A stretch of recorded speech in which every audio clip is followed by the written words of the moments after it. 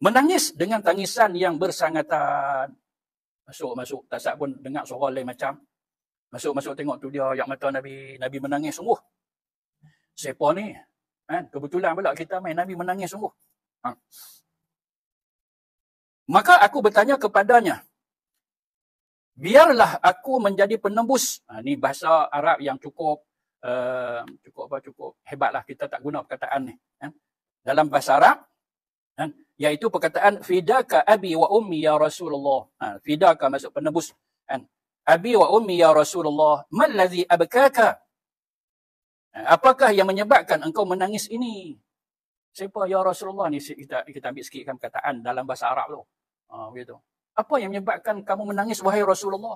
Maka sabdanya, maksudnya, sesungguhnya aku telah melihat pada malam Isra' dan Mi'raj beberapa orang perempuan daripada umat aku di dalam keseksaan yang amat sangat.